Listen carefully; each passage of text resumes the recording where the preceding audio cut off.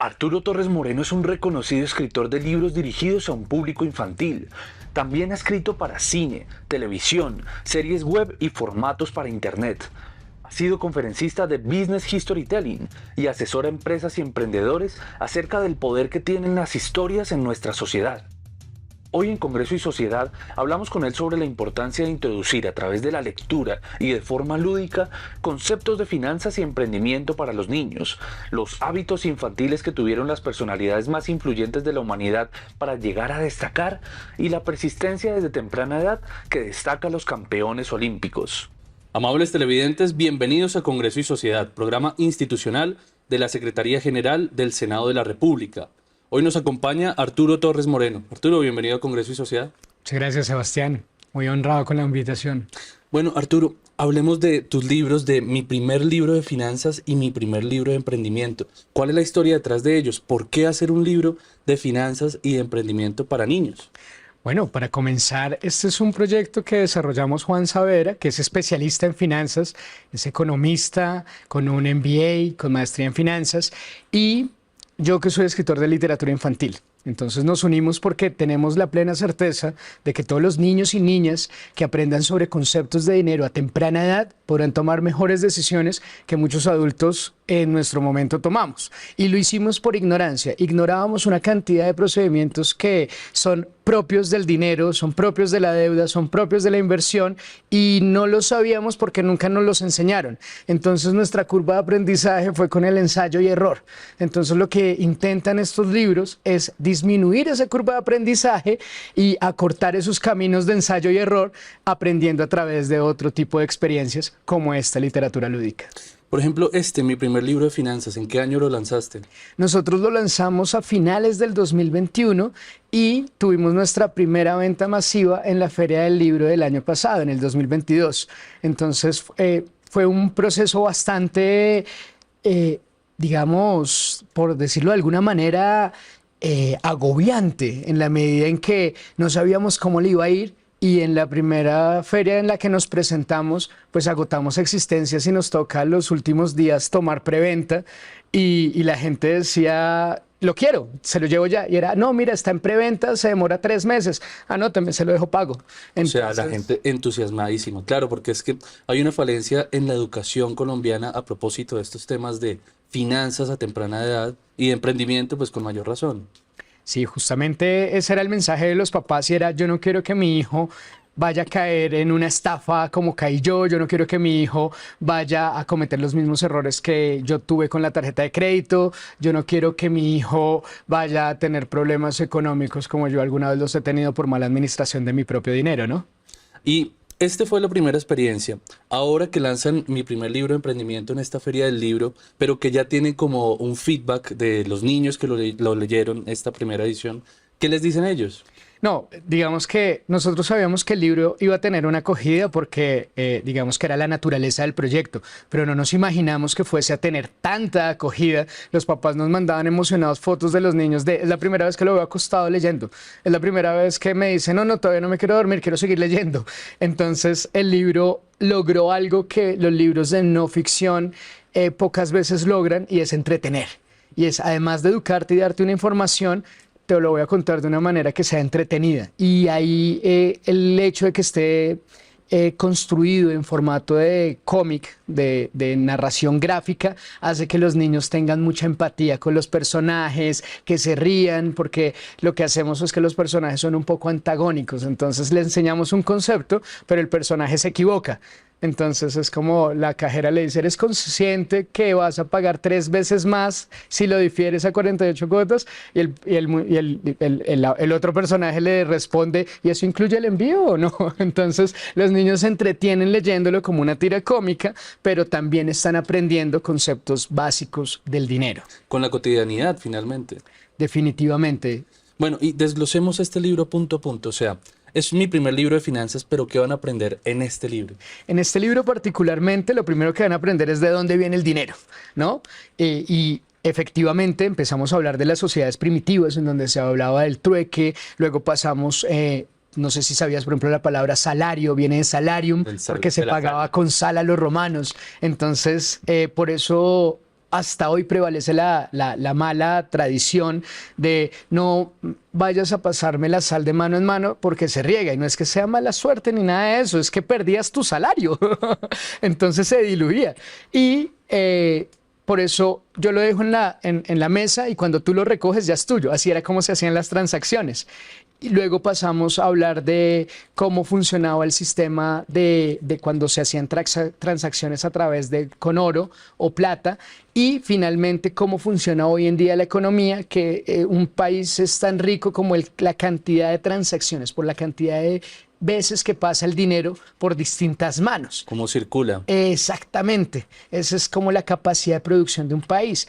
En contraposición, cuando no pasa por ninguna mano, entonces eso lo que genera es pobreza y la resolución de eso es que cuando se imprime más dinero del que pasa por las manos, se genera algo que se llama inflación. Y eso se lo explicamos a los niños de una manera entretenida, un concepto que muchos adultos ni siquiera dominamos. Luego hablamos de las criptomonedas, no porque consideremos que son buenas o que son malas, sino porque es una realidad. Entonces los niños tienen que saber exactamente cómo funcionan las criptomonedas, qué es la moneda digital. Luego hablamos del ahorro, los 3 tipos de ahorro que los niños van a ver, les preguntamos cuándo ahorran por objetivos, si tienen un ahorro como hábito, si tienen un ahorro de emergencia y ahí los niños tienen la oportunidad de completar en el libro, digamos, las preguntas que les estamos haciendo, como cuánto ahorras, qué metas tienes para tu ahorro, y los niños participan. Y este libro es muy disruptivo porque es el primer libro infantil en hablar de algo que habla Daniel Kahneman, que es Premio Nobel de Literatura, Premio Nobel de Economía, perdóname. Premio Nobel de Economía, que además es psicólogo y habla de los sesgos. Entonces él habla de algo muy importante y es no solo hablar de finanzas, sino tener mentalidad financiera.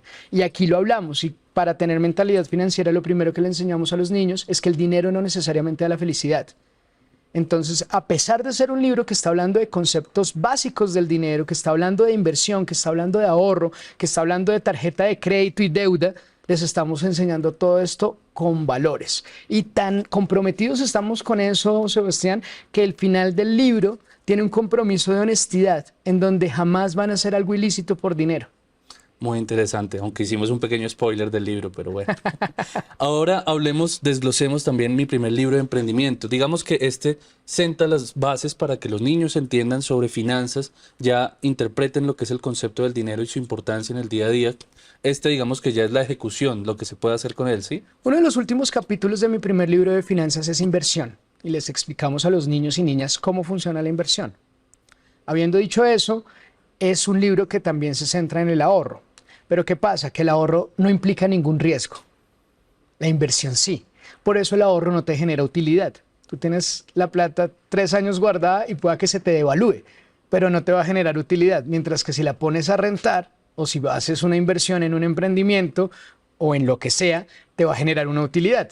Pero eso implica un riesgo, que puedes ganar o perder. Depende de qué tan conservador, moderado o arriesgado sea tu perfil de riesgo, ¿no? Entonces, habiendo dicho eso, nosotros le enseñamos a los niños que acá tienen la oportunidad de invertir en su propio proyecto. Pero para eso hay que hacerlo de una manera inteligente. Entonces, para hacerlo de una manera inteligente, lo primero que tiene que buscar un emprendimiento es resolver un problema. Entonces acá la ilustración son unos niños, uno vendiendo sombrillas en un día lluvioso y otro vendiendo gafas de sol. Entonces uno está resolviendo un problema y el otro no. Puede que tu producto sea excelente, pero si no está en el momento y en el lugar adecuado, pues no estás haciendo nada. Sí. Entonces esa es la invitación para los niños, que resuelvan un problema.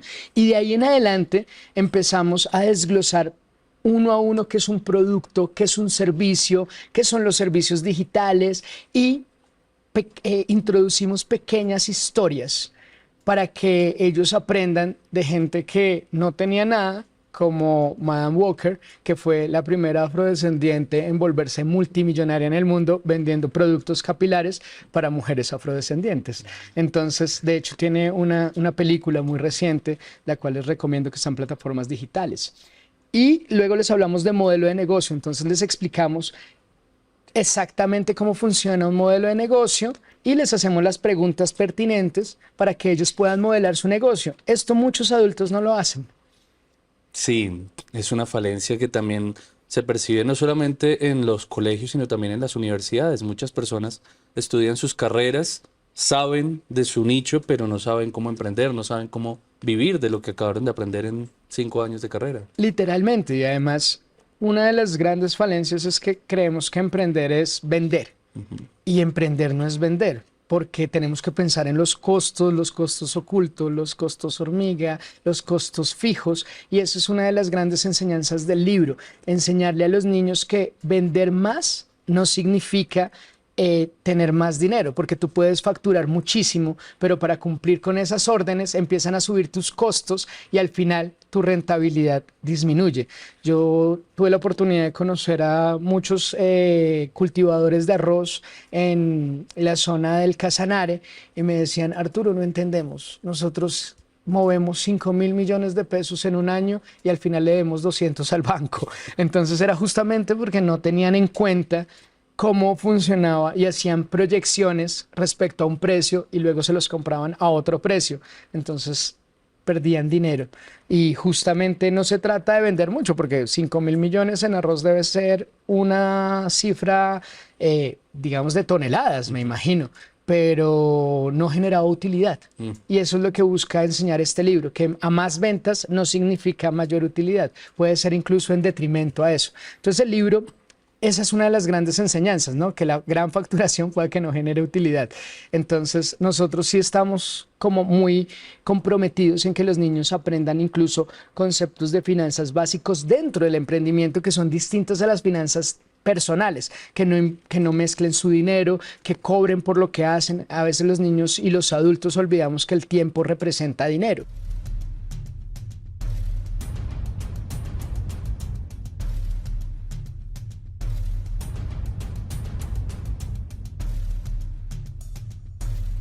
Entonces dice, ah, no, yo no cobro porque lo mío no cuesta y es como, es lo que más debería costar. Claro. Y tienes que proyectarte porque el día en que tú no estés, tu negocio siempre va a depender de ti. Entonces esas son como un poco a grandes rasgos las enseñanzas, pero luego hablamos de temas súper complejos como valor presente neto y tasa interna de retorno, que muchas personas que están hoy en día con un proyecto de emprendimiento exitoso o no, no tienen ni idea de qué va. Y es una manera de proyectar cómo el dinero que tienes hoy va a tener otro valor en el futuro. Y estos son cómo lo niños vayas que a ya proyectar. crecen con este lenguaje de las finanzas y del emprendimiento. Claro. Quiero preguntarte quién está detrás del libro, no solamente ustedes como Arturo y Juan, en la parte tú eres escritor, Juan es financiero, me contabas, entonces fue como el maridaje de estas dos ideas, pero aparte de eso, ¿quién hizo las ilustraciones, por ejemplo? Álvaro Andrés Amaya, bajo la dirección de arte de María Fernanda Ponce. Entonces armamos un equipo ganador en donde el mismo equipo de Álvaro diagramaba, María Fernanda estaba detrás de la conceptualización. Entonces, a veces uno dice, no, es solo ilustrar y ya, pero es qué tan grande pongo la viñeta, qué tan, no, cómo sea armónica la página. Ajá. Y ella es experta en eso y tiene un ojo clínico. Entonces, a veces, cosas que se nos pasaban a nosotros porque no sabemos, ella decía, página 72, mira la orejita de este personaje que pareciera que estuviese fuera de la cara. Y uno es como, uy, no lo había visto, pero ahora no puedo dejar de verlo. Y también la corrección de estilo, que en este estuvo Jessica Betancourt y en este estuvo al frente Laura Lee. Y tenemos un equipo, digamos, constituido. La traducción al inglés, que tuvimos 3 traductores. Ha tenido varias traducciones a varios idiomas, ¿no? De momento, al inglés, Al inglés. y lo tenemos en ebook, porque estos libros además tienen una particularidad y es que nosotros no los vendemos a través de ninguna librería ni los distribuimos a través de ninguna editorial. Es un proyecto independiente por varias razones. La primera, porque si era un libro de finanzas tenía que ser financieramente viable. Claro. La segunda, porque para dejarlo en una librería hay que dar entre un 35 y un 65% de margen a la librería. Entonces, nosotros no podemos asumirlo, lo va a tener que asumir el cliente final.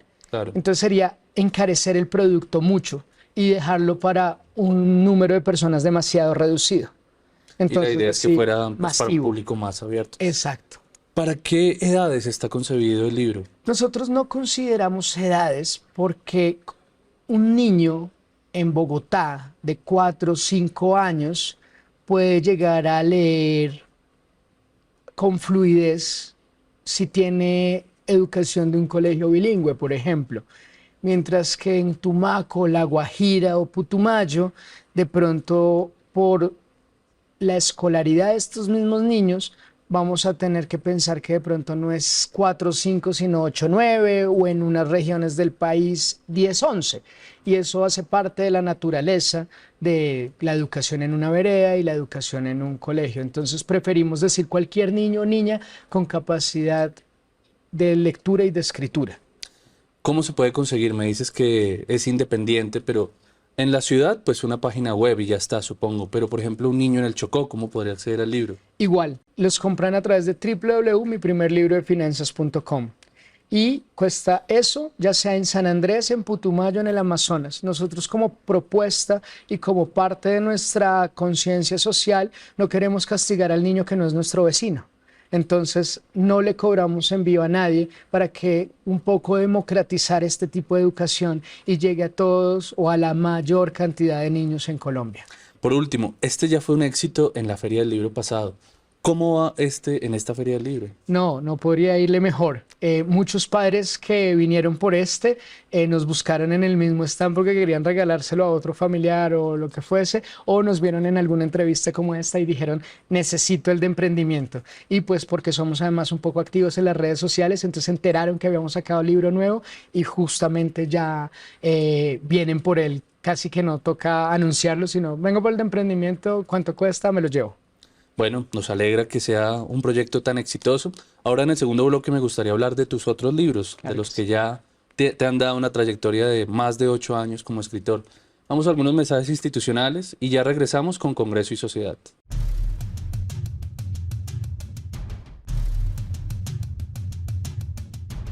De nuevo en Congreso y Sociedad con Arturo Torres Moreno. Arturo, cuéntanos de otros de tus libros, por ejemplo, Todos somos genios. ¿De qué consiste este libro? ¿Es sobre los premios Nobel? Sí, Todos somos genios nace con una premisa muy bonita y es que los niños necesitan referentes. Entonces, a veces íbamos con Andrés Sosa, que es con quien escribí esta trilogía de libros que son Todos somos genios 2 y Todos somos oro. Y nosotros le preguntábamos a los niños qué quieren ser cuando grandes. Y la mitad querían ser futbolistas y la otra mitad querían ser cantantes de reality. Y está bien que un niño quiera ser futbolista o quiera ser cantante de reality. Lo que nos parecía que no estaba tan bien era que todos quisieran ser lo mismo. Y era porque faltaban referentes. Y fue esa la iniciativa de decirles, oiga, y nadie le interesa Nelson Mandela, ¿quién es él? Y Fleming, no sé quién es. ¿Y a ti te gusta Marie Curie? No sé quién es esa señora. Entonces fue esa necesidad de enseñarle a los niños esos referentes, porque si no lo hacíamos nosotros a través de unos libros, nadie lo iba a hacer. El libro tuvo un éxito impresionante, al punto que primero lo tradujo la editorial DK para el sudeste asiático, India y Bangladesh, y luego Polonia lo tradujo al polaco y se ganó un premio en el 2020 como el libro que más acercaba a padres e hijos por la Cámara del Libro de Polonia. Por cuando ellos se los leían a los niños. Había como mucha interacción. Exactamente. Muy interesante porque los referentes han cambiado en los últimos tiempos. Digamos que en los años 90 era más fácil encontrar niños que querían ser astronautas, científicos, bueno, también bomberos, otras profesiones. Y se tenía como ese marco de Nobels y de celebridades de la ciencia como más accesible. Ahora ya te hablan más que quiero ser, no sé, deportista de eSports, de videojuegos, TikToker. Entonces, muy importante como tener la atención en ellos.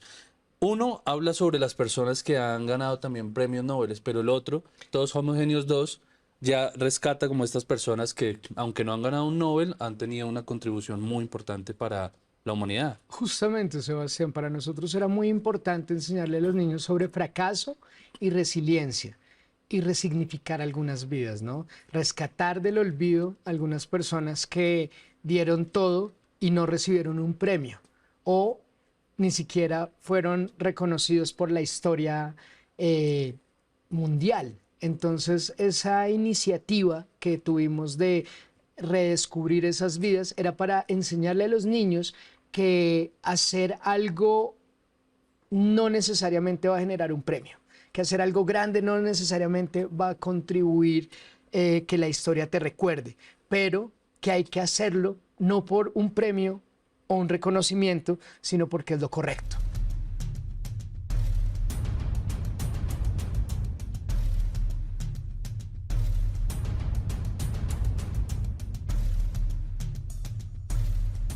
Y ese es, digamos, la línea de Todos Somos Genios 2. ¿Y quiénes son los autores? ¿Quiénes son esos personajes que están en Todos Somos Genios 2? Bueno, rescatamos 31 personajes, entre los que destacan Nikola Tesla, Jorge Luis Borges, Gandhi, incluso Mendeleev, que es el quien estructuró la tabla periódica. Y toda la química moderna se basa en la tabla periódica, y a él le negaron el Nobel en 1906. Imagínate ese despropósito. También en esas entregas y esas ceremonias de premiación priman factores políticos, ¿no? Entonces por eso hay muchos de estos personajes que no tienen un premio con ese gran reconocimiento, es porque lo rechazaron o porque algunas circunstancias decían que era mejor no recibirlo. Caso Borges. Claro, hay una anécdota muy linda sobre Jorge Luis Borges, y es que el gobierno de Augusto Pinochet le quería dar un reconocimiento muy importante y lo llamaron después a decirle que por favor fuese muy cauto en recibirlo, porque eso podría tener consecuencias con el Nobel. Y la respuesta de Borges fue: hay dos cosas que un hombre no debe hacer. La primera es amenazar y la segunda es dejarse amenazar. Y les colgó y nunca recibió el premio Nobel. Claramente. Ahí se explica, por ejemplo, por qué semejante autor no tiene ese reconocimiento, que es obvio y es lógico que tuviera este tipo de reconocimiento. Entonces estos son Todos Somos Genios 1, Todos Somos Genios 2 y Todos Somos Oro.